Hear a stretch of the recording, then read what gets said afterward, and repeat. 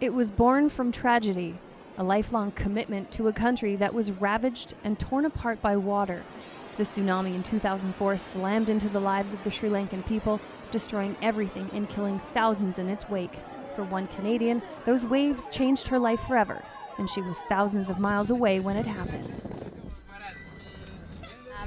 December 25th, in the evening, we had just finished Christmas dinner, and I got a phone call, and it was my friend Danny in Colombo, and he said, it's all gone, the Maldives are gone, people are dying, and then the phone was cut.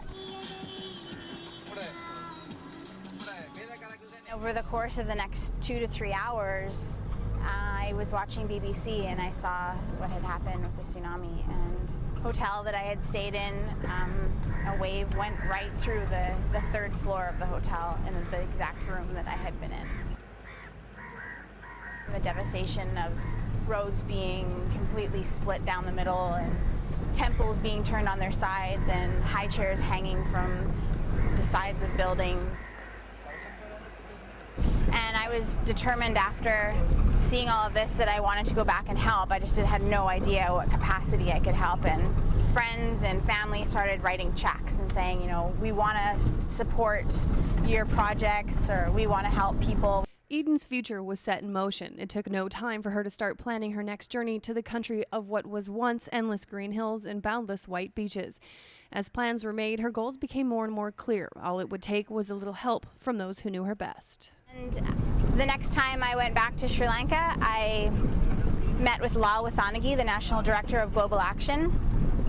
And so Lal told me about these 8 acres of land that the Sahana Foundation had.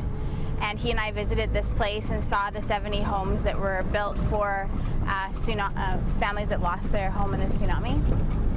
And we just saw the potential of the land and the fact that it was ours to do with whatever we wanted with. And we decided that we would have a children's village where every single thing that came into the village was geared towards children. Plans for a nutrition center were made. Eden wanted a place for kids and their families to get the food and attention they needed after surviving such a disaster.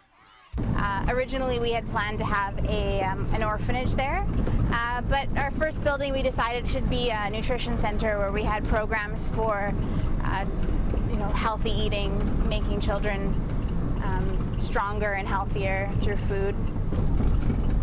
And also we would be offering therapy classes there, like music therapy, art therapy.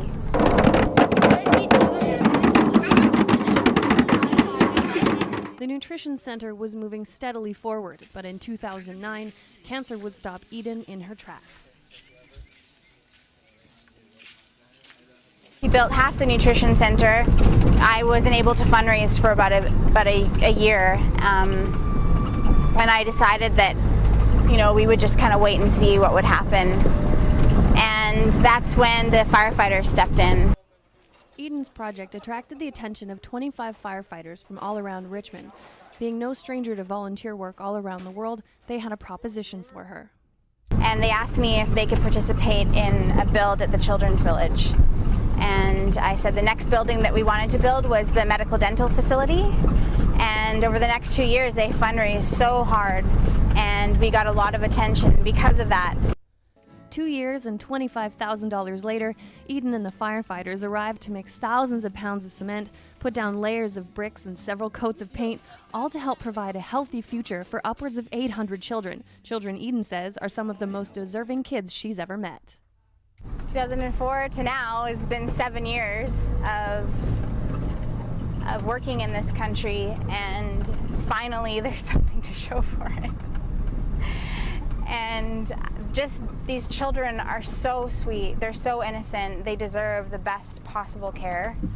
A lot of them come from broken homes, some of them don't have parents, a lot of them witnessed horrible losses, their homes, their parents, their brothers, their sisters, and they really deserve the best. And that's what we're here to offer them, is the best care and love and attention. And you can really just see it in their faces how excited they are to have something built especially for them. This village is for them. With the completion of the nutrition center and the medical dental center, many of the children in this village have their first dentist appointment, but it won't be their last. Dentists and doctors will be making the 3-hour trip 3 times a week. As Eden plans the next project, she knows no matter what she gives to this community, they always give back. I want to thank them, just for having hope and having faith that life is going to get better, and coming together as a community and taking care of each other's children. And they're really an example to a lot of people.